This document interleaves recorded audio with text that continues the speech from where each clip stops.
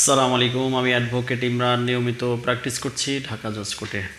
আজকে আলোচনার বিষয় হচ্ছে নতুন নিয়মে অর্থাৎ 2025 সালের নতুন নিয়মে আপনার খতিয়ান কিভাবে উত্তোলন করবেন অথবা খতিয়ানের সার্টিফাইড কপি আপনি কিভাবে উত্তোলন করবেন সে বিষয় নিয়ে বিস্তারিত এই ভিডিওতে আলোচনা করছি। প্রিয় দর্শক, যদি ভিডিওটি ভালো লেগে থাকে এবং নিত্য নতুন ভিডিও পেতে চান তাহলে অবশ্যই চ্যানেলটি সাবস্ক্রাইব করে সাথে থাকা বেল আইকনটি অন করে দিবেন।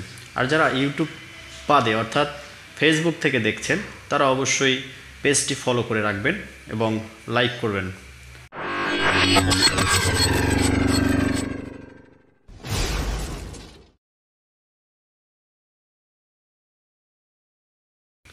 প্রিয় দর্শক, আমাদের জমি জমার অনেক ধরনের সমস্যা ত্রুটি দেখা দেয় এবং এমন হয় যে কিছু ডকুমেন্টস হারিয়ে যায়। সেই সুবাদে যদি আপনার এমনটা দাঁড়ায় যে আপনার খতিয়ানটি হারিয়ে গিয়েছে অথবা অনেক দিন আপনার বাসা বাড়িতে থেকে পোকামাকড়ে কেটে ফেলেছে, হতে পারে বা এরকমটা হয়, সেই ক্ষেত্রে প্রয়োজন হয় আপনার খতিয়ানটি উত্তোলন করার। কিভাবে আপনার খতিয়ানটি 2025 সালে উত্তোলন করবেন তার আগে জানা প্রয়োজন খতিয়ান কি। খতিয়ান হচ্ছে সরকারের যে মালিকানা কার দখলে আছে, সম্পত্তির পরিমাপ কতটুকু, সম্পত্তির ক্রাইটেরিয়াস কি, সম্পত্তি কে খাজনা পরিশোধ করছে, এইটা জানার একমাত্র মাধ্যম। অর্থাৎ সরকার জানবে কিভাবে আপনি এই খাজনা পরিশোধ করছেন, আদৌ খাজনা পরিশোধ করছেন কিনা, আপনার নামে রয়েছে কিনা, সম্পত্তিটি কি ধরনের, কি কাজ হচ্ছে সম্পত্তির উপরে, সেগুলো খতিয়ানের মাধ্যমে জানা যায়। বাংলাদেশে এখন পর্যন্ত 4 ধরনের খতিয়ান হয়েছে। তার ভিতরে অন্যতম হচ্ছে সিএস খতিয়ান, এরপরে এসএ খতিয়ান, এরপরে আরএস খতিয়ান, সর্বশেষ রেকর্ডীয় জরিপ হচ্ছে বিআরএস খতিয়ান।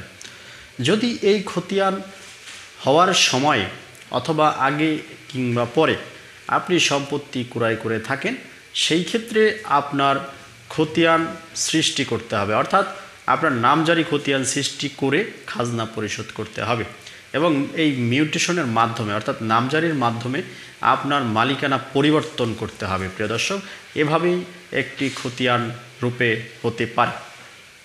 এবার আসেন খতিয়ান 2025 সালে কিভাবে উত্তোলন করবেন। এজন্য আপনাকে প্রথমে অনলাইনে আবেদন করতে হবে। আপনার আবেদনটি অবশ্যই অনলাইনে করতে হবে। সেখানে খতিয়ান নাম্বার থাকতে হবে, মৌজা নাম্বার, দাগ নাম্বার, এগুলো দিয়ে পরবর্তীতে আপনারা কিন্তু খতিয়ানটি উত্তোলনের জন্য আবেদন করবেন। সেইখানে সরকারি ফি রয়েছে, কোনো জায়গায় 100 টাকা, কোনো জায়গায় 150 টাকা করে। যতগুলো খতিয়ান উত্তোলন করবেন ততগুলো খতিয়ানের প্রত্যেক খতিয়ানে আপনাকে 100 থেকে 150 টাকা পর্যন্ত সরকারি আবেদন ফি নিতে পারে। এছাড়া কম্পিউটারের দোকানে অর্থাৎ আপনার কম্পিউটার যে লোক কাজ করবে তাকে আপনার নির্দিষ্ট একটা ফি দিতে হবে। আবার এমনও দেখা যায় সম্পূর্ণ ফি হলো 150 টাকা বা 100 টাকা। এখন আপনার আবেদনটি কমপ্লিট হয়ে গেল, এখন জেলা প্রশাসকের কার্যালয় অর্থাৎ ডিসি কোর্টে বা আপনার যেখানে খতিয়ানটি উত্তোলন করবেন সেইখানে আপনার গিয়ে তদবির করতে হবে। দুইভাবে তদবির করা যায়। যদি আপনার 3 থেকে 5 দিনের ভিতরে আপনার খতিয়ানটি দখলে নিতে চান, সেই ক্ষেত্রে 500 থেকে 1000 টাকা, কোনো কোনো ক্ষেত্রে 1500 টাকা পর্যন্ত নিয়ে থাকে। এবং যদি এই সময়ের ব্যক্তিটিকে অর্থাৎ 15 থেকে 20 দিন পর্যন্ত সময় নিয়ে আপনারা খতিয়ানটি উত্তোলন করতে চান, সেই ক্ষেত্রে আপনার টাকা গুনতে হতে পারে মাত্র 300 থেকে 500 টাকা অথবা তারও কম। এমনও দেখা যায় 100-150 টাকায়ও হয়ে যেতে পারে। তবে যদি কাজটি আপনি নিজে না করেন, সেই ক্ষেত্রে যার মাধ্যমে আপনি কাজটি করাবেন তাকে অবশ্যই একটি পারিশ্রমিক ফি দিতে হবে।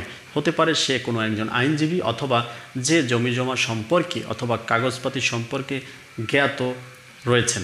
প্রিয় দর্শক, এভাবেই আপনি 2025 সালের নতুন নিয়মে খতিয়ান উত্তোলন করতে পারেন। প্রিয় দর্শক, এছাড়া যাবতীয় যে কোনো পরামর্শের জন্য আমাকে স্ক্রিনে দেওয়া নাম্বারে যোগাযোগ করতে পারেন। ভালো লাগলে লাইক, কমেন্ট, শেয়ার করতে পারেন। আইনি সেবা ও পরামর্শ নেওয়ার জন্য আপনি অবশ্যই চেম্বার ভিজিট করতে পারেন। ভালো থাকবেন। পরবর্তী ভিডিও দেখার আমন্ত্রণ রইল। সেই পর্যন্ত আল্লাহ হাফেজ। আসসালামু আলাইকুম।